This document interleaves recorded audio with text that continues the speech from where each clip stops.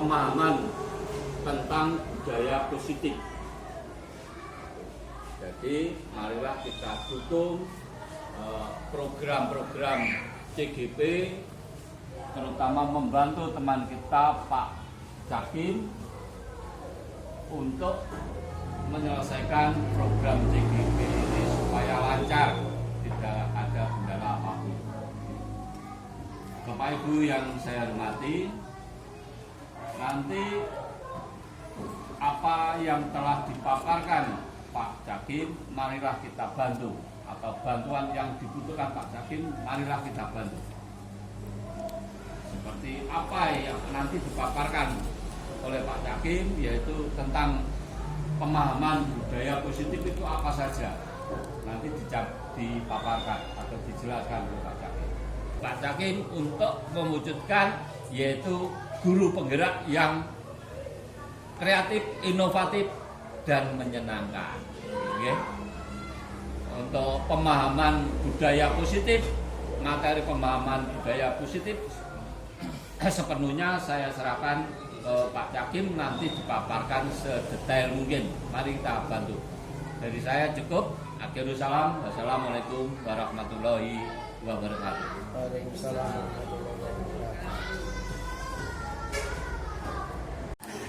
Assalamualaikum warahmatullahi wabarakatuh. Waalaikumsalam.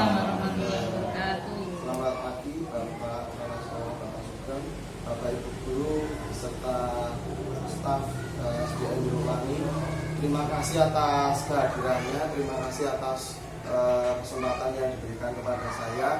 Ini berkaitan dengan diseminasi modul 1.4 pemahaman budaya positif.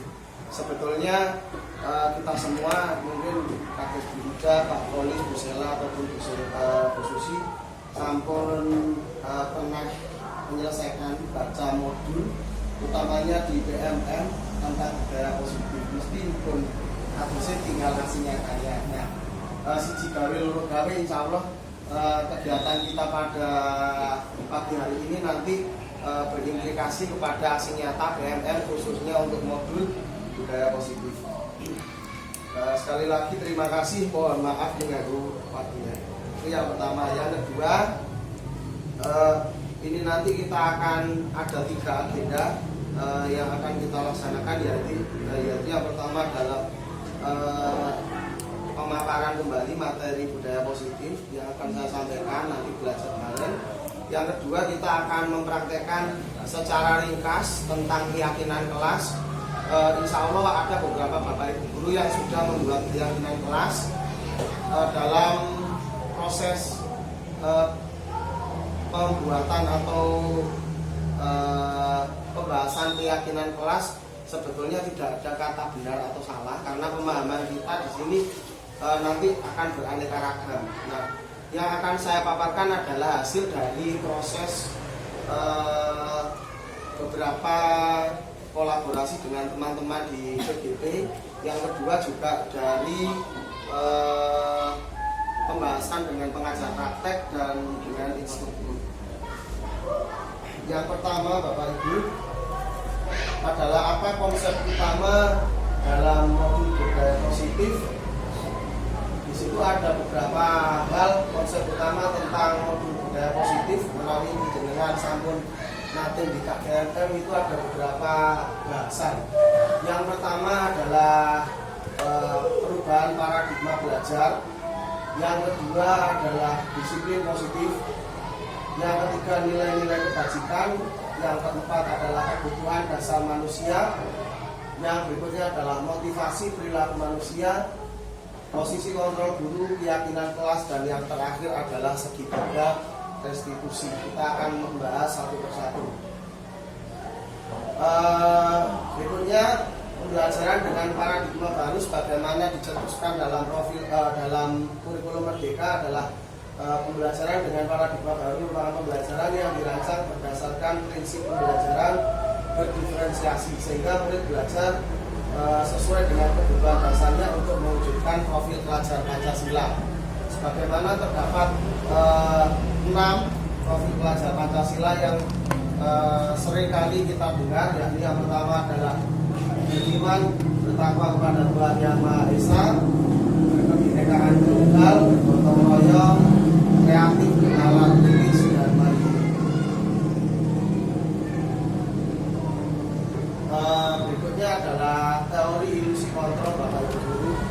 Jadi seringkali pemahaman kita tentang kontrol murid itu yang pertama adalah ilusi bahwa guru mengontrol murid. Pemahaman lama kita seringkali kita bisa mengontrol anak-anak, padahal dalam kenyataannya kita tidak bisa mengontrol posisi murid itu sendiri. Karena dalam hal ini murid punya istilahnya kemampuan dasar atau bakatnya masing-masing, minatnya dan seterusnya. Yang kedua adalah ilusi bahwa semua penguatan positif, efektif dan bermanfaat. Dalam kenyataannya ini juga kurang tepat. Yang ketiga adalah ilusi bahwa orang dewasa memiliki hak untuk memaksa.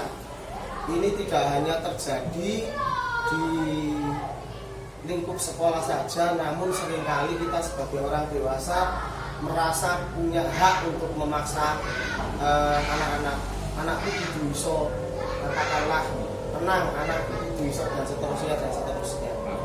Nah, target itu sebetulnya kurang tepat Bapak Ibu. Dan yang terakhir adalah ilusi bahwa kritik dan saran membuat orang merasa bersalah dapat menguatkan karakter. Jadi mengkritik seseorang supaya orang tersebut merasa bersalah. Berikutnya, perubahan paradigma stimulus respon teori kontrol atau teori pilihan. Stimulus respon. Yang pertama, realitas atau kenyataan kebutuhan kita itu sama. Dalam kenyataannya, realitas atau kebutuhan tiap orang itu berbeda-beda. Yang kedua, semua orang melihat hal yang sama. Sebagai contoh, kita memaknai profil pelajar Pancasila tidak akan sama tiap orang Bapak Ibu. Jadi masing-masing orang punya pemahaman yang berbeda-beda. Berikutnya, kita mencoba mengubah orang agar berpandangan sama dengan kita itu juga sesuatu yang sebetulnya ya mungkin tapi sulit, karena dalam kenyataannya masing-masing orang punya pemahaman dan pandangan yang berbeda-beda. Berikutnya, perilaku buruk dilihat sebagai sesuatu kesalahan. Sebetulnya semua perilaku itu memiliki tujuan dan alasan. Nanti akan kita bahas di berikutnya. Sampai di terakhir adalah model berpikir menang atau kalah. Untuk teori kontrolnya adalah model berpikir menang atau menang. Ini mungkin yang bisa kita amati adalah dalam proses pembelajaran. Kalau dalam PJOK Pak Bu, itu anak-anak katakanlah saya suruh lari gitu deh, secara otomatis itu anak-anak mesti cepet-cepetan melayu. Saya ngomong memberikan instruksi katakanlah ayo berjalan ke belakang, secara otomatis anak-anak nanti serta-merta itu mereka akan berpikir cepat dia akan menang. Padahal kenyataannya yang lebih baik adalah model berpikir bahwa menang. Dalam hal ini adalah ya yang tidak kuat lari cepat ya, selama dia menyelesaikan tugasnya ya tetap dia adalah seorang pemenang. Jadi kita lihat murid itu berdasarkan minat bakatnya masing-masing. Lanjut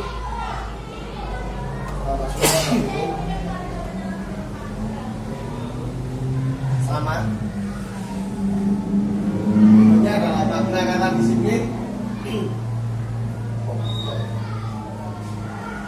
Disiplin untuk menciptakan murid harus memiliki disiplin yang kuat. Disiplin adalah berasal dari kata motivasi. Jika tidak memilikinya, bukan motivasi eksternal. Pertama, disiplin belajar dari kata disiplinan yang berarti belajar. Dalam budaya kita, disiplin berubah atau mengalami pergeseran makna menjadi sesuatu yang dilakukan seseorang pada orang lain untuk melakukan atau untuk mendapatkan kepatuhan. Berikutnya, disiplin ini dapat membuat seseorang menggali semua potensi dirinya untuk mencapai suatu tujuan, sesuatu yang diinginkan berdasarkan nilai-nilai yang dihargai. Dari bahasan tadi akan ada pembagian-pembagian, diantaranya adalah ini Bapak Ibu, Anda tidak bisa mengontrol orang lain. Makna kata disiplin sudah kita bahas tadi. Berikutnya adalah teori motivasi, nilai-nilai kebajikan universal yang akan kita bahas juga kemudian nanti. keyakinan kelas, 5 posisi kontrol, segitiga distribusi, 5 kebutuhan dasar manusia.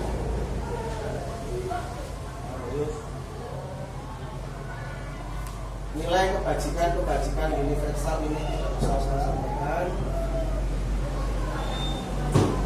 Baik, teori motivasi perilaku manusia untuk menghindari ketidaknyamanan. Jadi motivasi kita melakukan sesuatu itu kalau bisa kita bagi bisa menjadi 3 Bapak Ibu.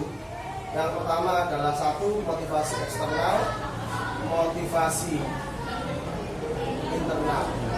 Nah, yang pertama untuk menghindari ketidaknyamanan atau hukuman, apa yang akan terjadi bila saya tidak melakukannya. Contoh anak-anak dalam hal ini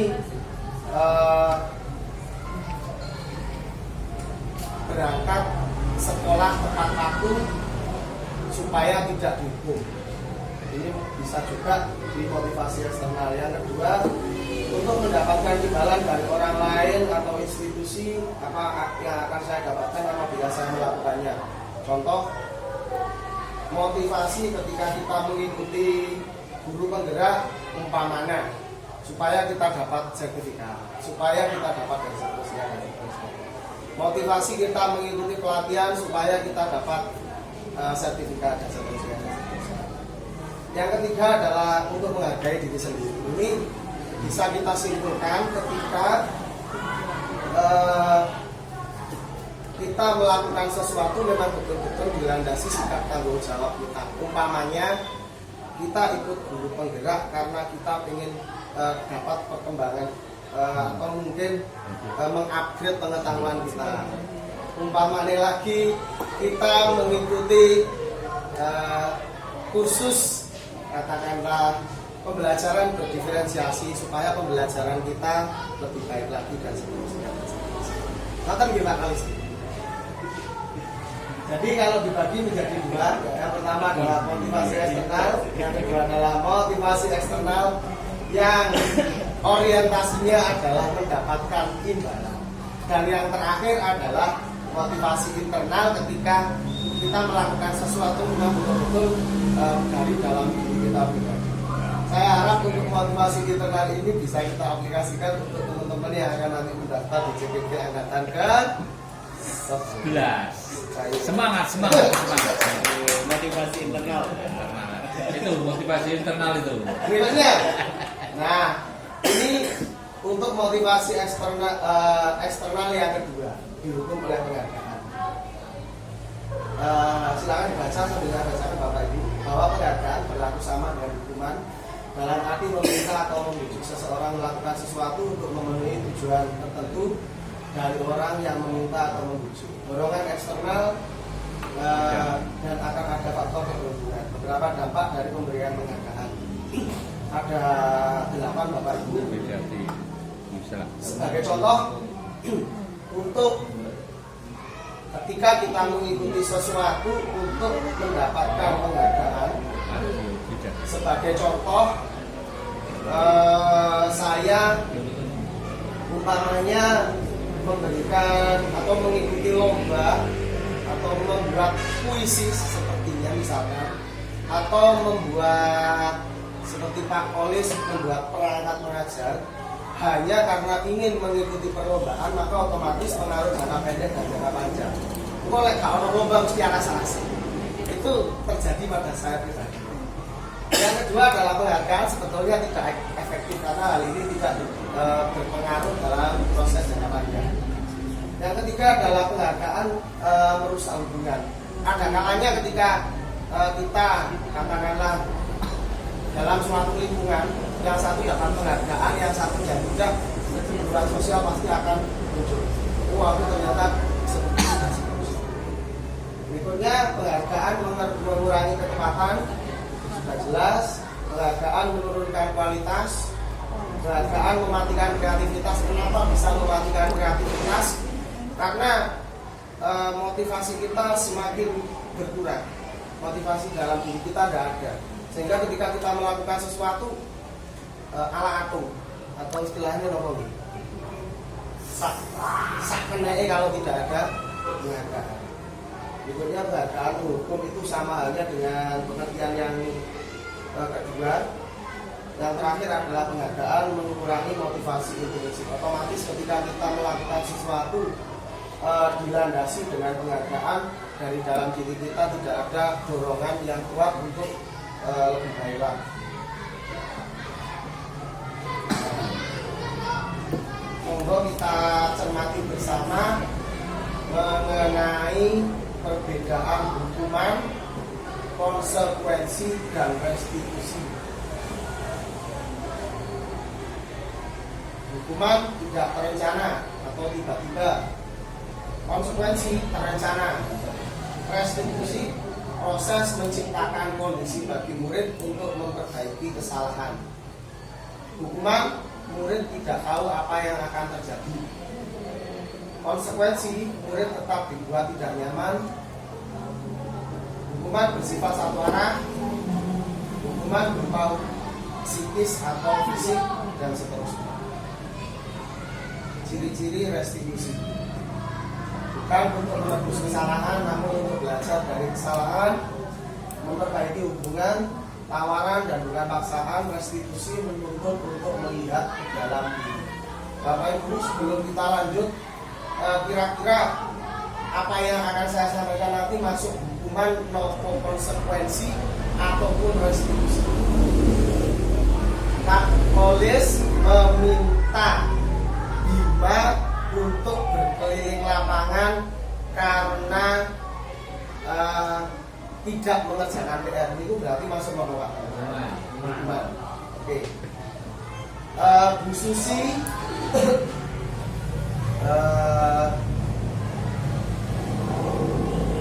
memberikan tanggung jawab mengganti pulpen Eno yang sudah dipatahkan oleh Bima. Itu masuk nomor Konsekuensi. Konsekuensinya kayak bilang berhenti. Yang terakhir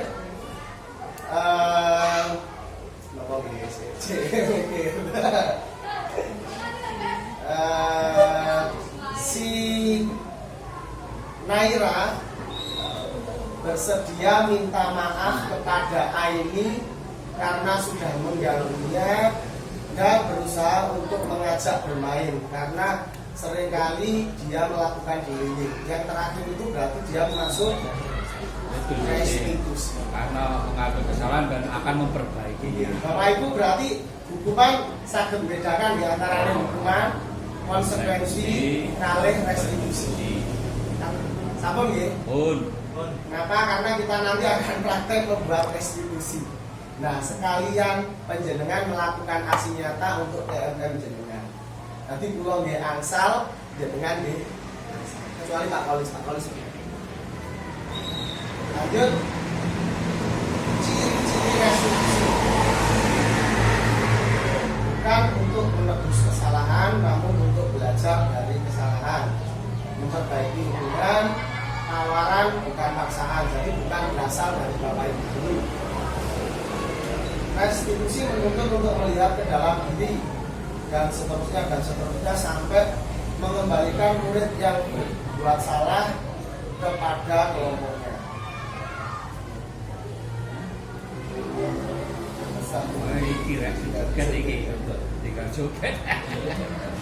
Bapak Ibu, untuk menjawab pertanyaan tersebut maka kita buat analogi mengapa kita harus membuat keyakinan kelas. Khususnya kira-kira kenapa kita harus membuat keyakinan kelas. Kita analogikan kepada kasus berkendara.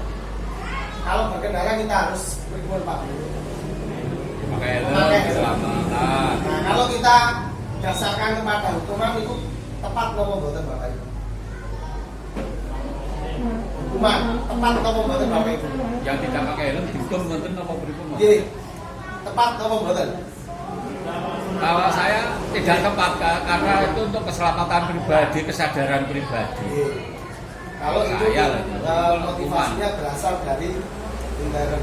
Kalau konsekuensi unik. Antum Pak. Unik. Jenengan double helm kalau itu didasarkan pada konsekuensi oleh gak nggawa helm kok di polisi itu tepat atau bukan? Tepat. Kira-kira lagi jenengan ngomong polisi mungkin pripun? Jenengan sik gak helm apa mboten?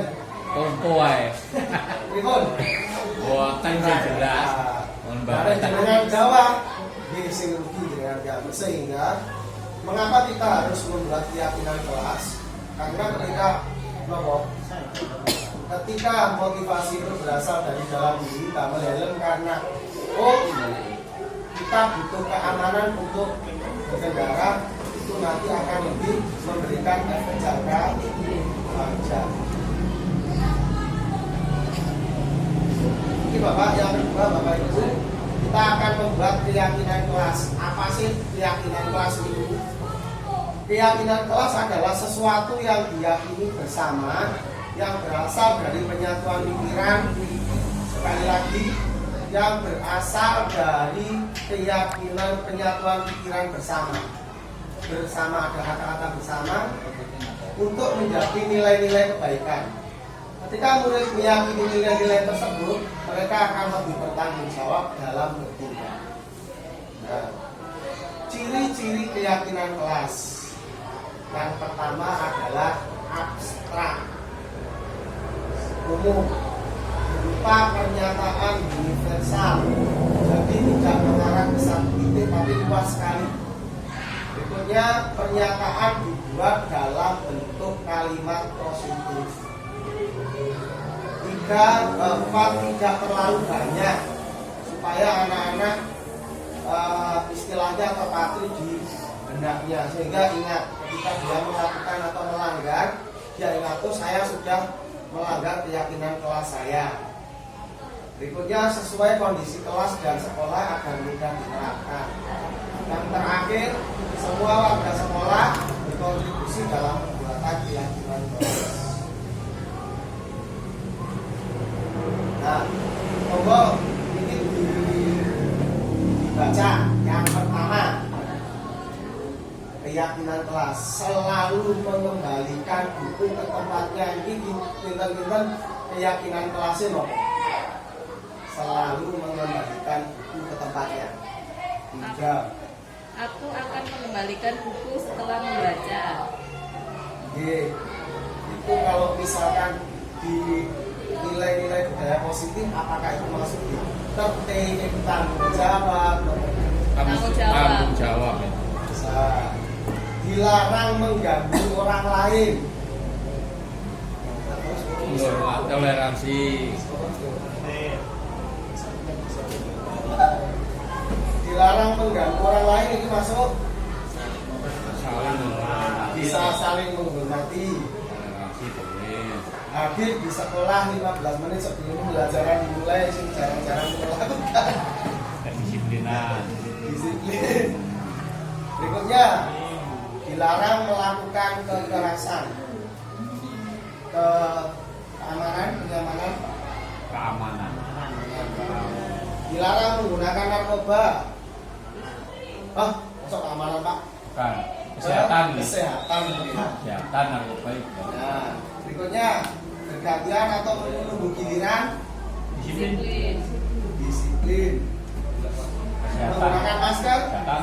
Kesehatan. Jangan berlari di kelas atau koridor.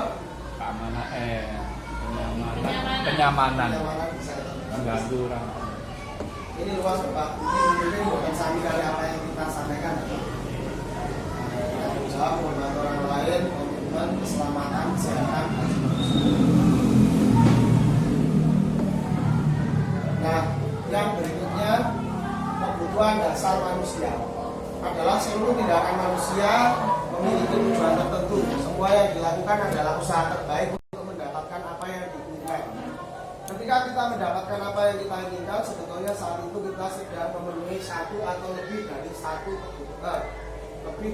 kebutuhan, dasar kita. Nah, ini ada 5 kebutuhan dasar manusia. Yang pertama adalah bertahan hidup, itu pokok. Yang kedua adalah kasih sayang dan rasa diterima. Yang ketiga adalah kebebasan. Yang keempat adalah kesenangan. Dan yang terakhir adalah penguasaan. sebagai contoh, umpamane Pak Bu, lari-lari niku telat. Telat. Anak-anak telat berangkat sekolah. Kinten-kinten ada alasannya napa mboten Pak Bu? Anak-anak telat sekolah. Ada. Ada. Bangkok. Macam-macam. Iya, Bangkok mungkin. Ada yang memang dia pengen garai gurunya itu wonten Pak. Ya, cari Minta perhatian. diperhatikan. Nah, anak Berarti kalau dia telat karena pengen diperhatikan itu masuk di kebutuhan yang mana Pak? kasih sayang. Kasih sayang. Nah, berikutnya si A ini dia suka ngatur-ngatur kancane. Nah, suka ngatur-ngatur kancane. Jadi koncone nek garis ini, nek koncone garis salah diberi gak terus. Kira-kira kebutuhan mana yang bisa menjadi alasan anak tersebut? Umpamanya nek sing biasa suka ngatur kancane niku kelas 4 Fikri. Kira-kira apa yang melatar belakangi Fikri untuk melakukan Pertama itu apa? Penguatan atau penguasaan? penguasaan? Ya, kui. Nah. Itu pengen menguasai dia. Ingin menguasai. Nah. Jadi, Pengen jadi kepala sekolah. Tapi mengatur-ngatur koncone kepala sekolah kan bukan ngatur ngene-ngene tok. Dari 5 Makanya aku mau kritik nih lah, aku tak ngomongnya. Wonten pertanyaan apa mboten Pak? Kebutuhan dasar manusia kebebasan. Monggo kita cari contoh anak-anak yang punya alasan atau kebutuhan dasar ingin kebebasan yang bisa kita amati dari sikap anak-anak sehari-hari. Pak Ri, anak-anak sing bebas ini ya nopo? Kan sekolah ya Pak Diri. Sebetulnya dia ingin kebutuhan dasar bebas. Tapi mungkin dengan cara yang salah. Oh, dengan cara yang salah. Nah kan tidak harus dengan cara yang benar Pak Miki Pak. Oh, Kebutuhan dasar kebebasan. kebebasan Bisa. ya. Ngomong malih. Terus kebebasan dia itu seragam. Seharusnya pakai ikat pinggang tidak pakai. Terus pengen bebas, baju dikeluarkan. Ya, tempatnya. Wonten malih Bu Siti, anak pengen bebas dalam konteks pembelajaran PAI. Kebutuhan kebebasan. Mana hasil ini? Lah udu. Ora salat, ora jamaah. Tidak sholat enggak. Nah, apa yang salat nyelindut. Apa nggih? Jelas dia 5 kebutuhan dasar. Oh, Pak Pri nyelindut Tak tadi. boleh saman. Nah, saat ini 5 posisi kontrol hidup. Yang pertama adalah penghukum. Ini sing saware kula. Yang kedua adalah membuat rasa bersalah. Niki nggih sering kula lakukan. Yang ketiga adalah sebagai teman jarang-jarang. Kadang-kadang lek pun ikut mboten baru belajar dari koncone. Yang terakhir adalah sebagai pemantau. Yang terakhir lagi paling terakhir adalah manajer. Ini yang rada sulit. Penghukum, membuat rasa bersalah, aman, dan pemantau.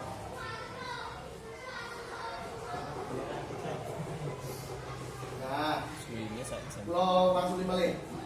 Penghukum, membuat rasa bersalah, pokoknya dicermati saya itu. Teman, manajer, pemantau. Nah, ini malih. Penghukum, membuat rasa bersalah, teman, pemantau, manajer. Yang pertama, hormat pada bendera selama 1 jam. Penghukum. Oke. Kamu selalu saja mengecewakan Bapak karena selalu telat. Buat rasa bersalah. Membuat rasa bersalah. Ayolah, sekali ini saja ikuti aturan sekolah. Nah, Ayo kita. jadi kata Ayo ngopi, ngono lah. Teman dah. kamu sudah melanggar aturan sekolah. Jadi konsekuensinya apa? Memantau. Memantau. Yang terakhir, apakah kamu tahu kesalahanmu? Bagaimana kamu memperbaikinya? Nah, dengan pun menulis bersalah, berarti udah siap daftar. Oke, siap. Tak dorong. Tak dorong ya. Ayo. Nah, posisi pendukung terlambat lagi, pasti terlambat lagi. Kamu selalu datang terlambat, kapan bisa datang tepat waktu. Kita biasanya menggunakan kalimat yang keras, menghakimi dan seterusnya.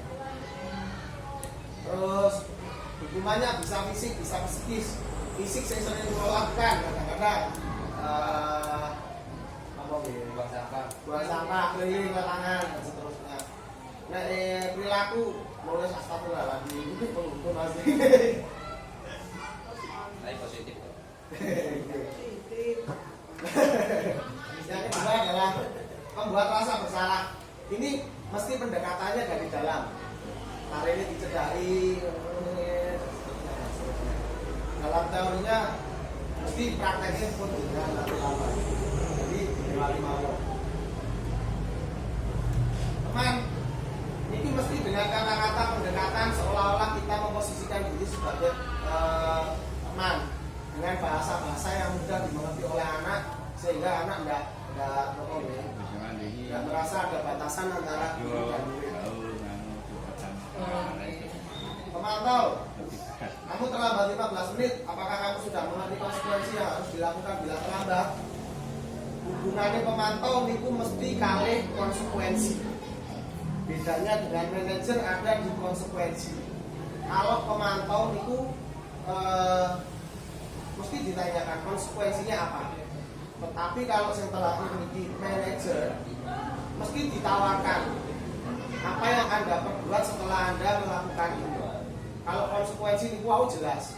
Kalau nugene pulpen, kudu dijoli. Kalau tidak tiket, berarti kudu tiket di lain waktu itu berarti apa Pak? Konsekuensi. Terakhir, materi terakhir adalah segitiga restitusi segitiga biru. Lah kok tepung. Nah, Ayo kok tepung terus segitiga biru. Wah, nggak roti iki kok ngene. Mau ngono kan ngene. anak suara di kelas. Saya sakit. Saya arah selanjutnya.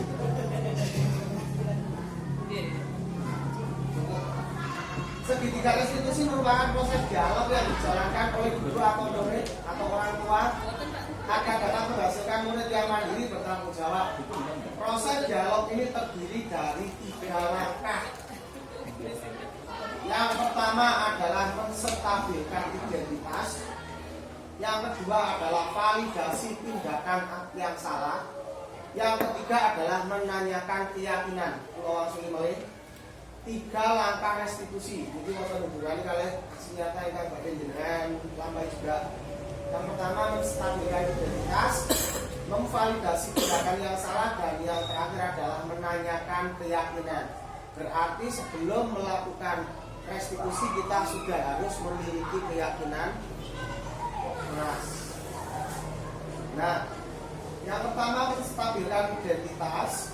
Itu ada 2 hal, bisa juga. Yang pertama adalah setiap orang pasti pernah melakukan kesalahan. Intinya lari itu kesannya bertendon. Kamu bukan satu-satunya yang pernah melakukan ini. Bapak dulu juga pernah terlambat. Bapak dulu juga pernah dihukum dan seterusnya. Yang kedua, validasi tindakan yang salah. Ini intinya adalah memastikan bahwa dia itu salah, apa alasannya dan seterusnya. Apa kira-kira hal-hal positif yang lebih efektif selain kamu melakukan langkah yang salah. Jadi hampir ke solusi. Yang terakhir adalah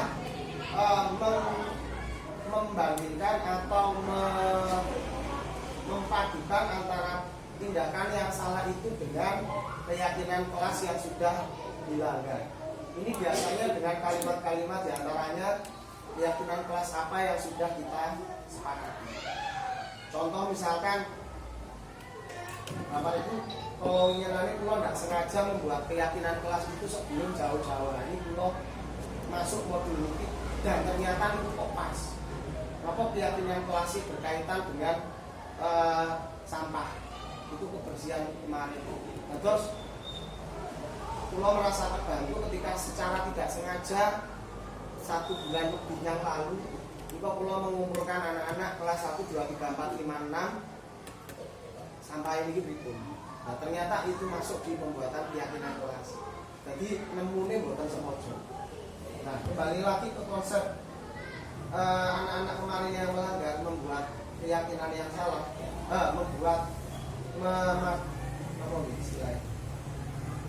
menghubungkan pelanggaran terhadap keyakinan kelas. Jadi anak-anak buang sampah sembarangan, pulau tanggapi keyakinan kelas apa yang sudah kita atau sampean langgar.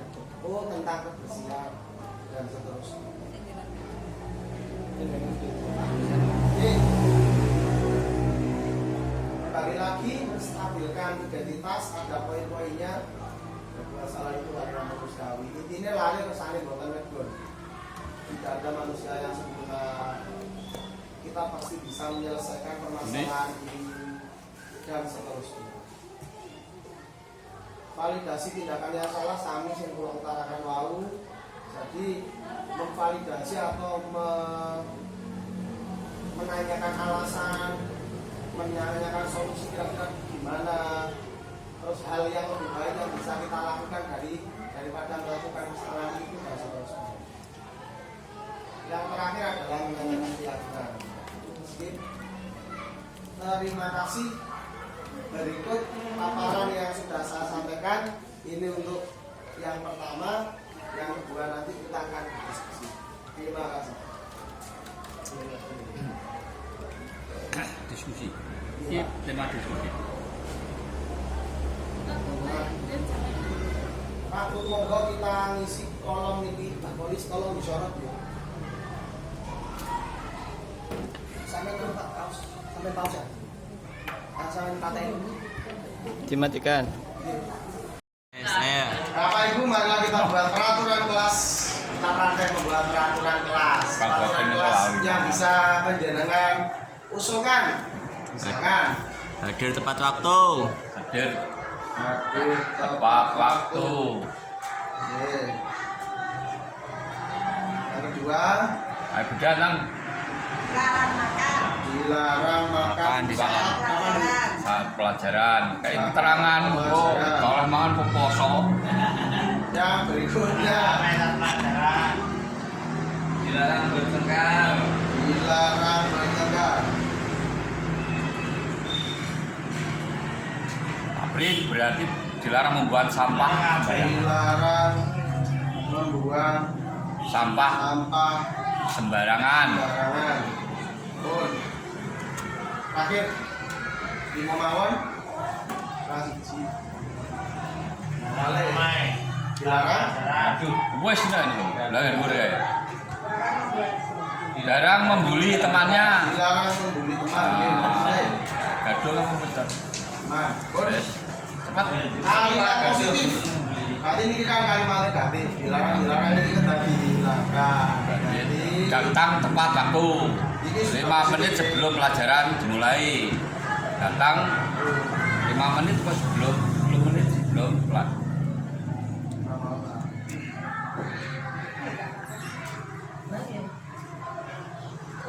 Kalimat positif. Oke. dilarang makan saat pelajaran. Berarti kalimat positifnya makan Istirahat. Ah. Pada saat jam jam istirahat. Nah, dilarang bertengkar. Harus rukun sama teman. Rukun nopo kata kalian rukun nopo menghargai materi. Saling menghargai tetap sama teman, sesama teman. Menghargai sesama teman. Dilarang membuang sampah sembarangan. Buang sampah pada tempatnya. Buanglah sampah pada tempatnya. Kalimat lagi. Larang membuli, bullying aja. Dilarang membuli, mengolok teman. Jadi sama kalian atasnya sama menghargai teman apa solidaritas teman. Terus bisa begitu hasil kita gedenya sih bener gede.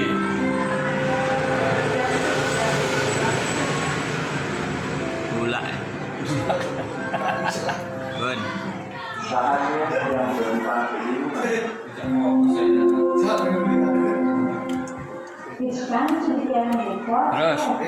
Terus cepet. Bun. Terus sekarang ya bawah Keyakinan. keyakinan kelas dari kalimat positif yang ada niki.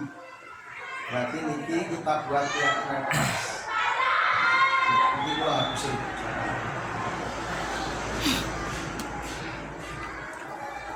nanti ya di edit ganti aja. Pun hadir tepat waktu berarti niki sama nih dibuat keyakinan kelas ini loh. Disiplin. Disiplin ya. Boleh dia. Disiplin. Makan di saat istirahat. Disiplin atau tanggung jawab? Tanggung jawab. Disiplin. Disiplin lagi ya. Berarti nggak usah ditulis.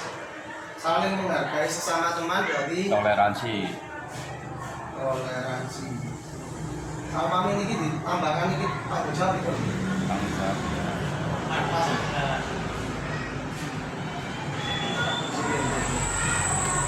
Membuang sampah pada tempatnya. Tanggung jawab. Tanggung jawab.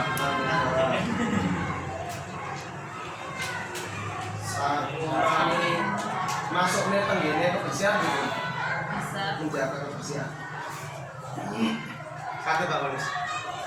Iya, itu kayak peraturan Pak ini. Kalau nilainya gitu. Nggih, nilainya ya tanggung jawab itu. Iya. Berarti dia pun saling menghargai sesama teman, saling toleransi Pak. Iya. Menghormati kan bisa.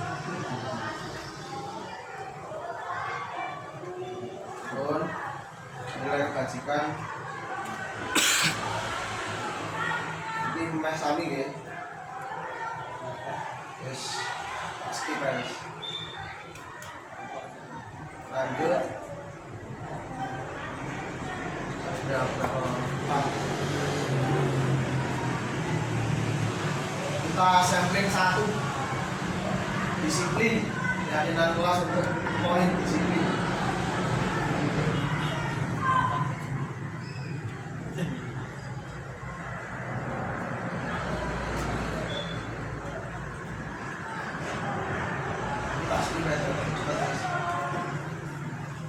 Disiplin. Nah, untuk keyakinan disiplin ini untuk pembagian diagram X, diagram T-nya melewati langsung diagram Y-nya. Disiplin itu terlihat disiplin itu terlihat disiplin dalam dua tapak Nggak mengasih barang membuatan membuang sampah. Ada tempat sampah. Menentukan masukan ya, komplek ya Kak. Sing wau apa? Akan situ. Tapi toh Disiplin berangkat atau disiplin ini. dan Nah, terus gitu. Ada tepat waktu. Nah, sering makan kering-kering. disiplin malih yang terlihat nanti saya kok foto Sebenarnya dari poin PMM itu disiplin. harusnya nggak ada seminggu sekali kita ngadakan pertemuan seperti ini. Apa jenis kirim? Iya. Terus Ya kan itu kan ada bahan foto kan. Dan poin Nah, ini ya mungkin ini penerapannya sebenarnya nek sing paling umum itu ya kita belajar materinya sama kita lakukan ini. itu harus makan Sebulan seminggu kemarin kalau nggak buatan laporan kalau ini terlihat malih masalah laporan yang orang webet ya Pak. Masalahnya ngisi nengonnya buat terus saya kumpulkan dengan duit gak ketinggalan kuliah disiplin yang terus saya kelas terlihat. nggih tas ngisi tengone Excel tok niku tas. Apa? melaksanakan tuntutan berat. Oh, Hanya Pak,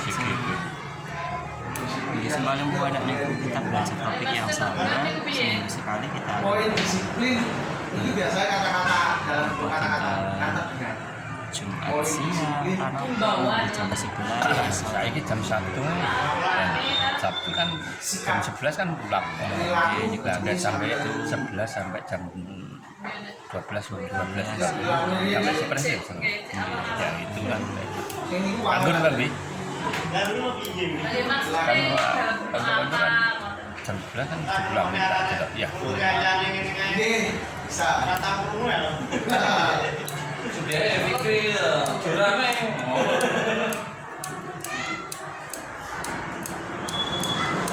Hadir biasanya mengangkat. ini mau perilaku nanti sami gitu. ada sehingga misalnya satu modul gitu mungkin mulai dari nyimak terus sampai ngejakan soal bareng-bareng Dengan Satu jam untuk ada juga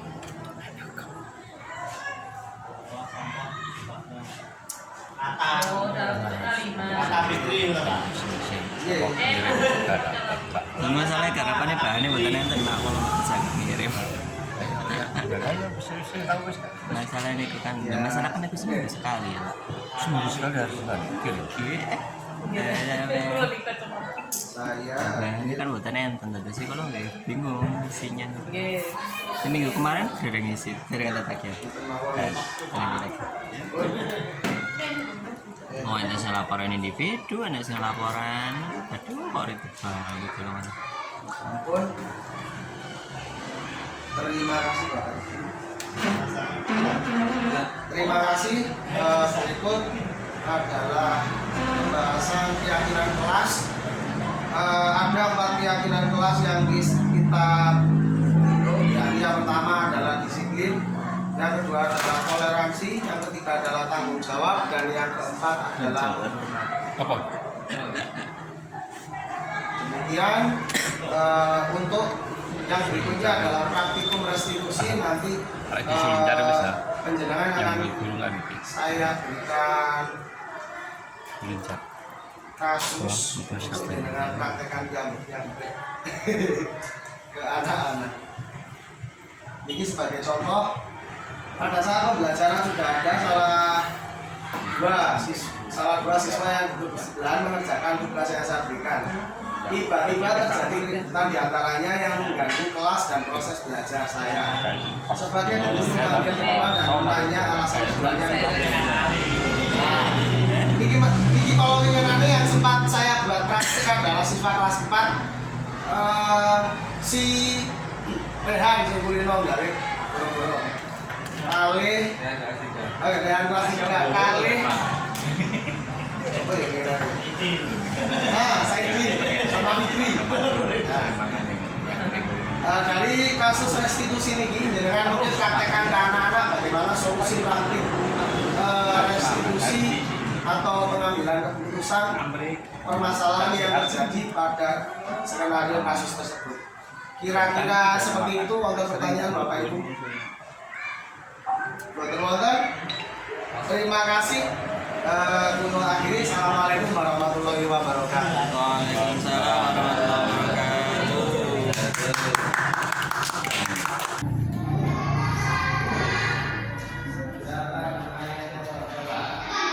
Tadi sama saya Idil, kenapa itu? Waktunya temannya mengerjakan kok ramai sendiri. Sini.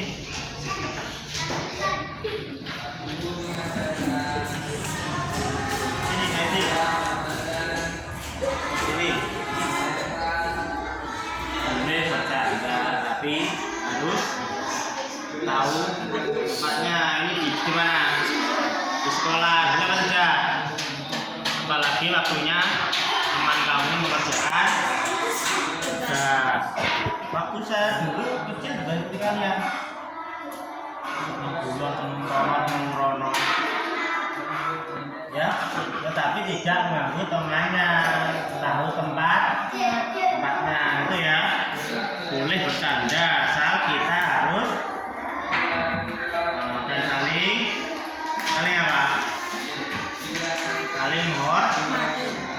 pasti. Kalian terganggu tidak? Hah? Kalau misalnya kamu ngerjakan kamu sendiri, ganggu tidak kira-kira? Ganggu. Jadi itu yang biarkan temanmu ganggu dengan laku kalian ya. Oke, kenapa tadi? Saya Pak ganggu. Kenapa tadi? Ganggu lagi kerja. Kenapa ganggu kerja itu? Yang mulai di siapa? Ini kenapa kamu ganggu Najib? Hah? Kira-kira yang dulukan siapa? Sama semua ini pergi, nggak mengerjakan, kamu juga. Kenapa itu? Hah? Ya? Salah tidak itu? Buat kamu tuh? Salah. Jadi jangan diulangi lagi ya. Itu sesuai dengan keyakinan kelas yang kita buat kemarin, yaitu tentang ketertiban kelas. Jadi pada waktu kita belajar, kita tidak boleh gaduh sehingga mengganggu teman kalian ya. Itu kenapa ini? Hah? Ditarik Najib juga gitu. Terus solusinya bagaimana ya? Terus Najib tadi narik bajunya kayak gitu, solusinya bagaimana ya? Dimarahin ibu. Terus Najib bagaimana? Merasa salah tidak? Ya, kalau begitu kita saling maaf-maafan. Jangan diulangi lagi ya kalau di kelas. Sudah, semuanya ke tempat. Yusuf sama Bimo, saya dapat laporan dari Pak Hakim. Oke. Kemarin waktu pelajaran olahraga, sama ndak mengumpulkan tugas dari Pak Hakim? Oke. Kenapa Yusuf?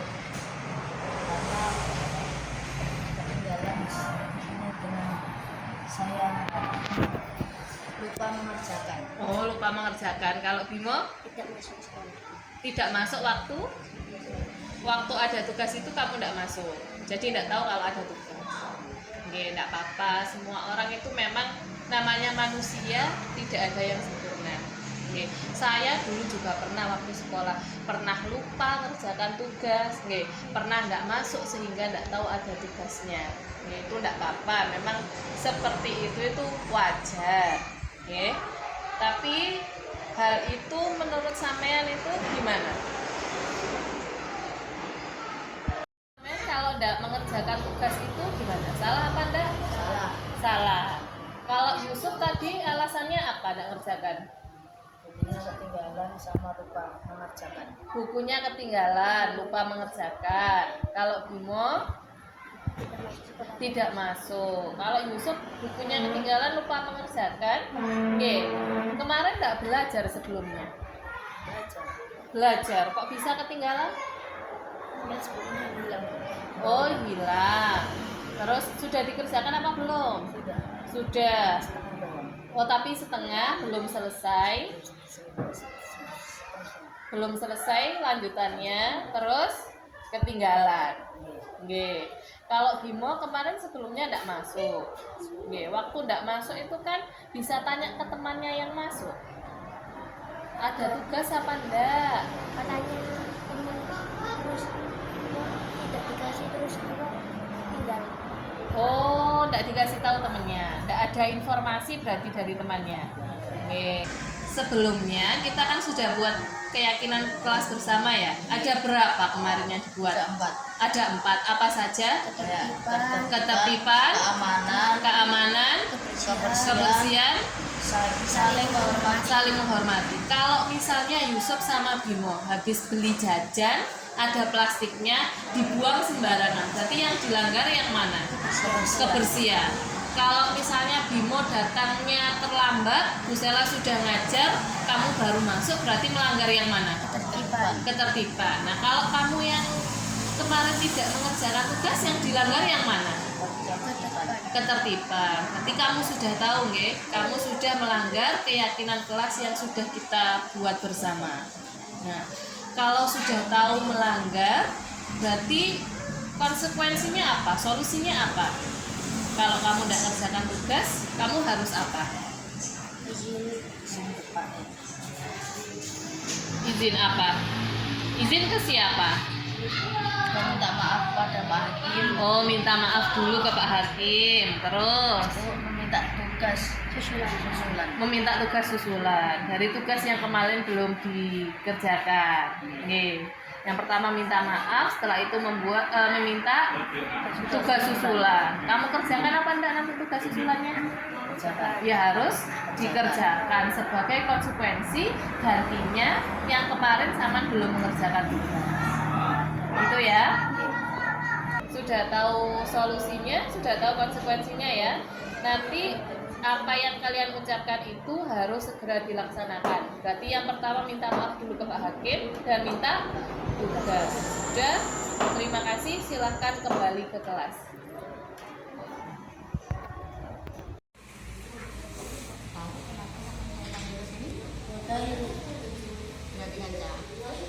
Dulu itu khusus zaman sekolah juga pernah ada yang namanya piket, ada yang namanya membuang sampah pada tempatnya, seperti itu.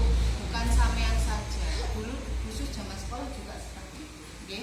Ada piket, ada membuang sampah pada tempatnya. Kalian di sini dipanggil tahu apa kesalahannya? Berarti kan tadi khusus dapat laporan dari teman kalian bahwa satu Fikri nggak ikut kelas, bener apa enggak? Sena buang sampah sembarangan, bener apa enggak? Nah, bener kan? Nah, Fikri kenapa tadi nggak ikut kelas? Soalnya tadi diajak sama teman-teman main, kasih tiket. Kenapa kamu mau diajak? Soalnya tadi itu semua main terus kesiangan. Terus kalau Sena kenapa buang sampah sembarangan? Karena di belakang sekolah nggak ada tong sampah. Sudah dikasih bener-bener? Tuh, nggak ketemu. Nah, keyakinan kelas kita ada berapa? Fikri sama Sena? 4. Ada 4. Yang Fikri, keyakinan apa yang kamu langgar? Tidak menjaga kebersihan. Kalau Sena keyakinannya apa? Saling menghormati. Terus dari 4 keyakinan tadi, kamu kan sudah termasuk melanggar dari keempat itu, ya toh? Terus apa yang kamu khawatir? Piket sesuai kelas, piket sesuai jadwal. Dan meminta maaf kepada teman-teman. Terus kalau Sena?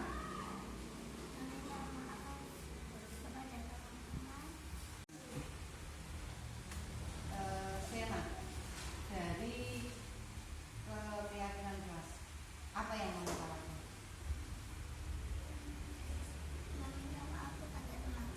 Terus kapan kamu mengambil sampah? Nah, kalau sekarang tidak setuju. Karena apa? Sekarang masih jamnya pelajaran. Terus yang kamu lakukan?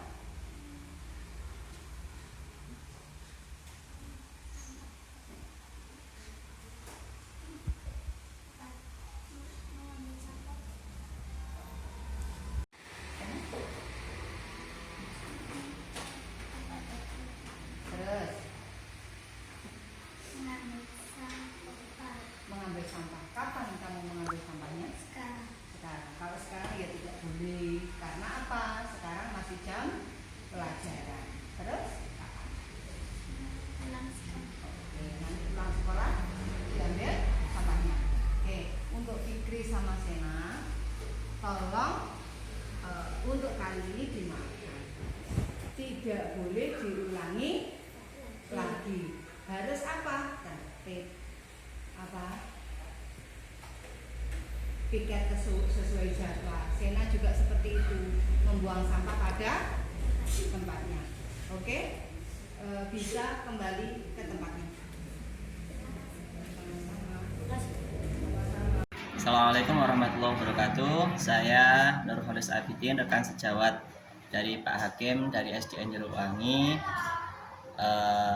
Menurut saya kegiatan pengimbasan yang sudah dilakukan Pak Hakim sangat bermanfaat sekali bagi saya pribadi maupun bagi rekan-rekan guru di SDN Jatiwangi, di mana penerapan budaya positif, disiplin positif dapat diterapkan di sekolah ini agar sekolah ini bisa menjadi lebih baik, peserta didiknya bisa menjadi lebih disiplin yang hadir dari diri siswa itu sendiri. Untuk Pak Hakim tetap semangat berjuang di kegiatan calon guru penggerak, tetap semangat dan semoga sukses. Wassalamualaikum warahmatullahi wabarakatuh. Assalamualaikum warahmatullahi wabarakatuh. Nama saya SPD, guru kelas 1 di SDN Jatiwangi. Saya adalah salah satu rekan dari Bapak Muhammad Hakim, calon guru penggerak angkatan 9 di SDN Jatiwangi. Menurut saya, pengimbasan yang dilakukan oleh Pak Muhammad Hakim sudah memberikan tambahan pemahaman terhadap saya, khususnya pada budaya positif. Proses penyusunan keyakinan kelas juga sedikit demi sedikit sudah mulai saya praktekkan di kelas saya, sedangkan segitiga restitusi masih dalam proses simulasi. Semoga kedepannya nanti kita bisa memberikan dampak positif bagi pembelajaran, khususnya pembelajaran saya di SDN Jatiwangi. Untuk Bapak Hakim tetap semangat untuk menjadi guru penggerak, semoga memberikan manfaat bagi Bapak Hakim dan pada keluarga SDN Jatiwangi pada umumnya. Sekian, Assalamualaikum warahmatullahi wabarakatuh.